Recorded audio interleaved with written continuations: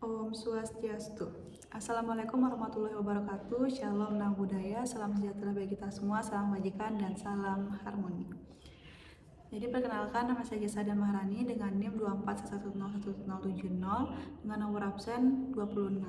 Di mana pada video kali ini saya akan melaksanakan praktik konseling individu untuk memenuhi persyaratan UAS dalam mata kuliah teori dan praktik konseling behavioristik. Nah, di sini saya menggunakan teknik self management. Permisi Bu. Ya, silakan masuk. Silakan duduk. Selamat pagi. Selamat pagi. Gimana kabar kamu hari ini, Ana? Baik Bu. Tadi gimana? Ada kelas sebelum kesini? Ada Ibu, kelas terakhir Ibu. Oke. Nah, jadi Ibu pertama mengucapkan terima kasih karena kamu sudah mau datang. Jadi sebelum kita mulai, Ibu ingin mengatakan bahwa saat ini kita akan melakukan yang namanya konseling. Sebenarnya kamu apakah pernah melakukan konseling? Belum. Oke. Jadi konseling itu merupakan suatu pemberian bantuan dari konselor yaitu Ibu kepada konseli yaitu Dehana sendiri. Nah, di dalam konseling itu juga ada merupakan asas kerahasiaan, di mana apapun yang Dehana ceritakan di sini tidak akan blunder ataupun tersebar di luar nantinya. Jadi Dehana tidak perlu takut. Ibu. Nah, sebelum itu Ibu mau nanya, bagaimana perasaan kamu ketika tahu dipanggil oleh Ibu ke sini? Awalnya bingung sih Bu. Saya kan nggak ada melakukan kesalahan. Kok tiba-tiba dipanggil? Jadi saya agak takut gitu Bu. Oke, kamu tidak perlu takut karena kita di sini membantu kamu.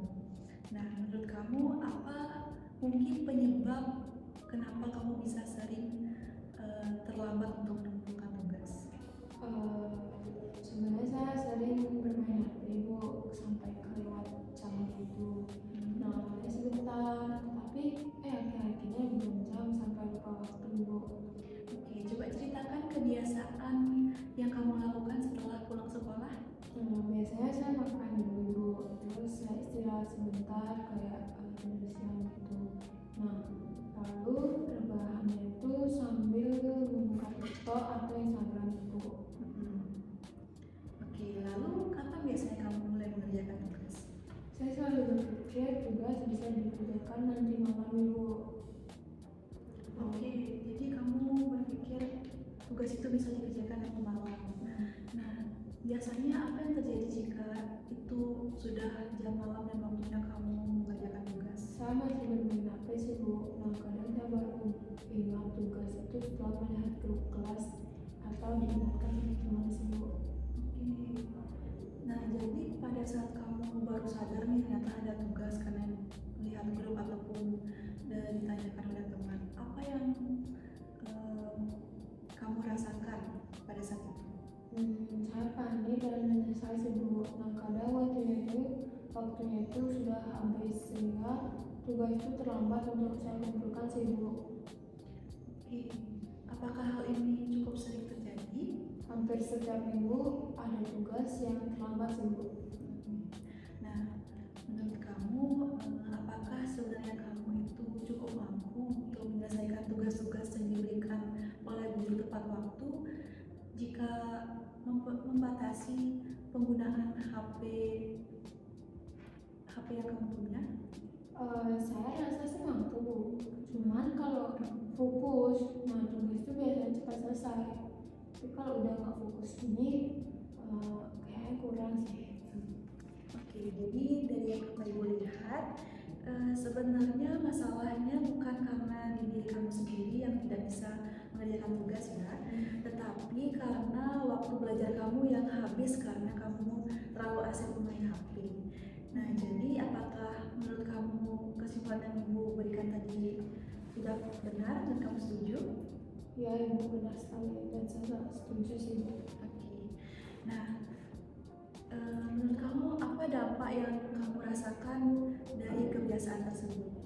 Nilai saya itu jadi berkurang Bu. Nah dan sedih itu terburu-buru dan saya agak merasa malu Bu serta menyesal. Baik, terima kasih karena kamu sudah jujur. Nah, dari cerita kamu, Ibu melihat bahwa kamu sebenarnya ingin berubah kan?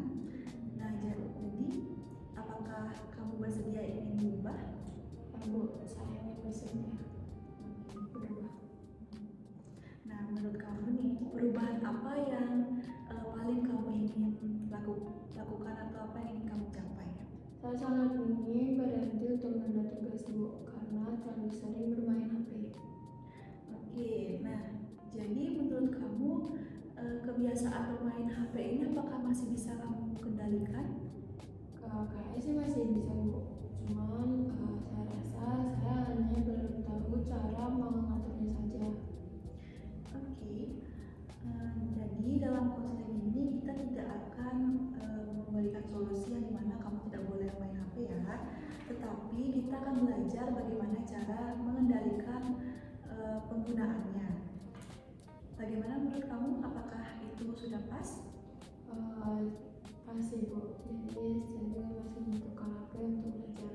Jadi HP ini bukanlah suatu objek masalahnya ya, masalah utamanya, tetapi cara penggunaannya yang perlu kita rubah.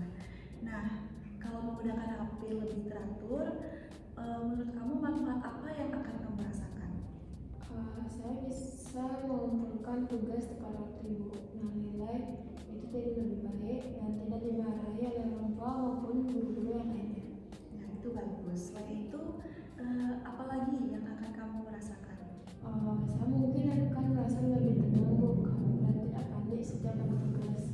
Oke, jadi tujuan kita hari ini adalah membantu kamu untuk mengendalikan penggunaan HP agar tugas dapat diselesaikan tepat waktu dan bisa dikumpul sesuai deadline yang sudah diberikan. Apakah kamu siap bekerja sama? Siap Ibu, saya sangat ingin mencoba untuk berubah Ibu. Oke, baik. Kalau seperti itu, kita akan mulai menyusun suatu langkah-langkah yang bisa kamu lakukan agar perubahan itu benar-benar terlaksanakan. Oke Bu. Nah, Hana, untuk membantu mengubah kebiasaan kamu, kita akan menggunakan teknik self management, yang dimana teknik ini bertujuan agar kamu mampu mengendalikan perilaku kamu sendiri. Apakah kamu pernah mendengar teknik itu sebelumnya? Belum pernah Bu. Nah, tidak apa-apa. Jadi intinya yang akan mengontrol perubahan ini bukan dari ibu sendiri, melainkan dalam diri kamu sendiri. Jadi ibu hanya mendampingi. Bagaimana menurut kamu? Saya setuju Ibu. Saya memang ingin bisa mengendalikan diri sendiri Bu. Oke. Nah, jadi langkah pertama adalah self monitoring, yaitu mengamati dan juga mencatat kebiasaan setiap hari kamu. Nah, menurut kamu apa yang sanggup melakukannya? Apakah kamu sanggup? Ulang-ulang lanjut. Oke, jadi langkah pertama adalah self monitoring, yaitu mengamati dan juga mencatat kebiasaan kamu sehari-hari. Nah, menurut kamu apakah kamu bisa melakukannya? Sangat-sangat bisa sih. Nah, yang perlu kamu catat, semisal nih, jam mulai bermain HP, berapa lama kamu bermain HP, dan kapan mulai mengerjakan tugas, dan juga kapan tugas itu selesai kamu kerjakan. Apakah itu menurut kamu cukup bermanfaat? Sangat bermanfaat sih Bu. Jadinya saya tahu bahwa berapa lama sebenarnya saya bermain HP. Nah, selama ini saya ternyata tidak pernah menghitungnya Ibu. Nah, betul sekali. Dengan begitu kamu bisa melihat nih kebiasaan kamu secara nyata, bukan hanya berdasarkan dengan pikiran kamu saja. Iya Bu. Jadi saya baru sadar kalau selama itu saya sering kehilangan banyak waktu Bu. Nah, sekarang kita akan membuat suatu target yang realistis. Menurut kamu, apakah kamu bisa langsung berhenti bermain HP? Nggak bisa sih Bu. Tidak masalah. Perubahan itu dilakukan secara bertahap ya, bukan secara tiba-tiba. Jadi menurut kamu berapa lama waktu kamu bermain HP yang masih menurut Hana sendiri masih dalam batas wajar setelah semua tugas selesai? 2 atau 3 jam cukup. Oke. Lalu apa yang harus kamu lakukan sebelum membuka media sosial atau bermain game? Saya pastikan terlebih dahulu kalau saya sudah selesai mengerjakan tugas Bu. Oke, bagus. Nah, jadi target pertamamu adalah menyelesaikan tugas sebelum bermain HP kan? Nah, apakah kamu siap untuk menjalankannya? Sangat siap Bu. Nah, oke. Jadi sekarang coba kita bayangkan kamu baru pulang sekolah nih, dan ada tugas yang harus dikumpulkan besok. Apa yang langkah awal yang ingin kamu lakukan? Yang pertama, saya akan makan dan istirahat sebentar. Nah, langsung saya untuk mengerjakan tugas. Nah, jika semisal nih di HP itu pada saat kamu belajar lalu tiba-tiba HP kamu bunyi, muncul notifikasi atau ajakan teman untuk keluar atau bermain, itu bagaimana? Saya akan berusaha untuk mengabaikannya dulu sampai tugas saya selesai. Nah, menurut kamu apa yang bisa dilakukan supaya kamu itu tidak tergoda oleh HP? Saya akan meletakkan HP itu jauh dari pandangan mata saya Bu, jauh dari meja belajar, dan mematikan notifikasi media sosial. Itu pilihan yang sangat bagus. Nah, dengan mengurangi gangguan dari lingkungan, kamu akan lebih mudah fokus dalam belajar. Ya Bu, saya akan mencoba nanti. Oke. Kalau saat belajar kamu mulai merasa bosan, mungkin apa yang biasanya kamu lakukan? Biasanya sih saya langsung membuka TikTok Bu. Nah, jadi mulai sekarang kita coba ganti kebiasaan itu ya dengan kegiatan lain mungkin. Nah, menurut kamu kegiatan apa sih yang bisa dilakukan selain itu?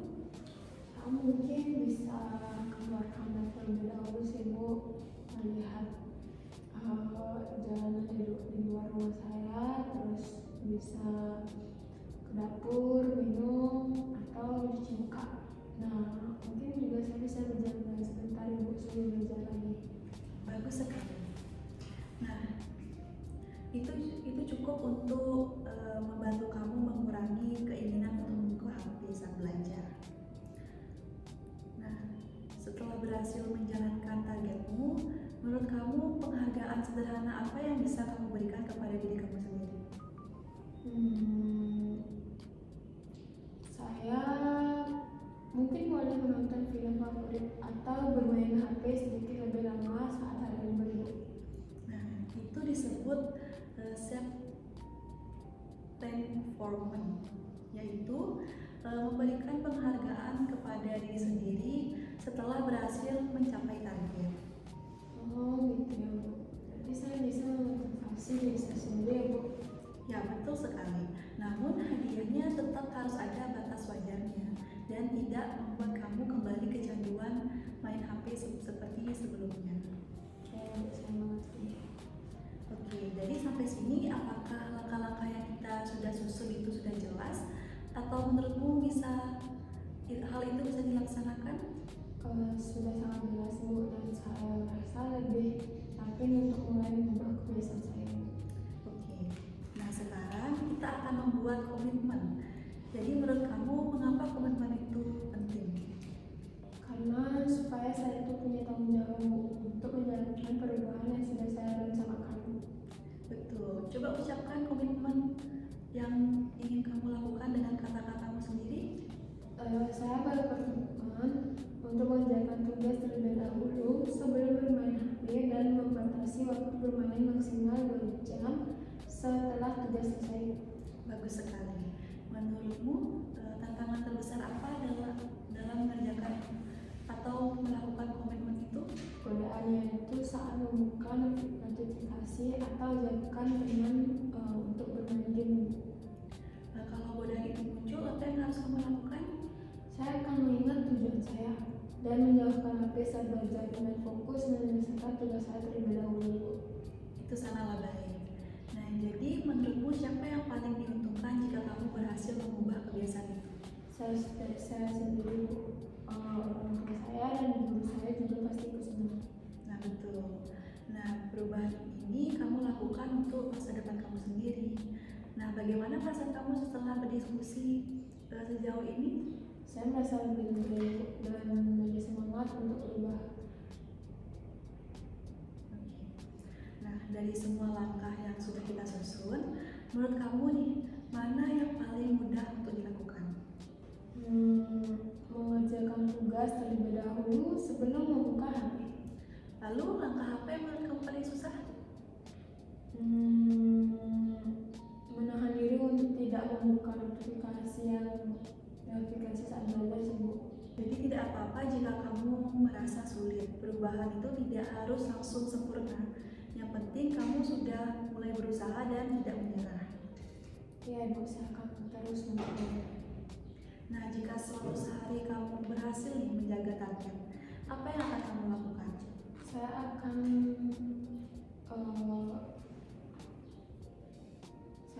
mencari penyebabnya dan mengevaluasi diri, lalu mencoba lagi untuk keesokan harinya sibuk. Bagus. Itu menunjukkan bahwa kamu mulai belajar bertanggung jawab terhadap perubahan diri kamu sendiri.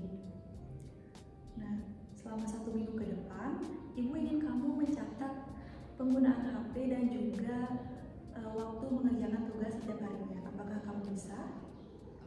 Bisa, Ibu. Saya akan mencatatnya setiap hari.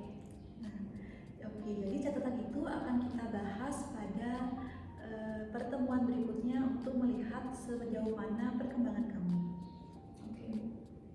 Nah, sebelum kita akhiri karena waktu sudah habis, coba jelaskan kembali nih rencana yang akan kamu lakukan setelah pulang sekolah nanti.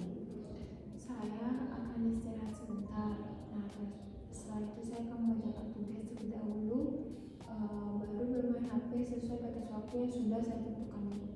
Nah, bagus. Menurut kamu seberapa yakin kamu bisa menjalankan komitmen ini jika dinilai dari skala 1 sampai 10? Saya memilih angka 8 sih, Bu. Mengapa memilih angka 8? Karena saya benar-benar ingin berubah. Hanya saja saya masih perlu belajar mengendalikan kebiasaan saya sih, Bu. Oke. Ibu percaya kamu mampu. Dan ingatlah selalu bahwa perubahan itu terjadi karena usaha yang dilakukan secara konsisten, bukan karena langsung sempurna. Nah, jika nanti kamu mengalami kesulitan, jangan ragu untuk kembali lagi ke sini ke Ruang Mega dan menceritakan kepada Ibu. Ibu di sini akan selalu siap untuk membantu kamu dan juga mendampingi segala proses kamu. Terima kasih, Bu. Saya merasa tenang karena ada yang mendukung saya, Bu. Ibu juga sangat mengapresiasi terkait kejujuran kamu dan juga kesungguhan kamu selama proses konseling hari ini. Nah, semoga komitmen yang sudah dibuat benar-benar bisa kamu jalankan ke depannya. Oke, Bu. Semoga saya bisa menepati komitmen saya, Bu. Oke, karena pertemuan hari ini Ibu rasa sudah cukup dan juga waktunya sudah habis. Mungkin kita akhiri pertemuan hari ini dan kita bisa lihat bagaimana proses perkembangan komitmen kamu di pertemuan minggu depan. Baik, Bu. Terima kasih atas waktunya. Ya, Terima kasih. ya.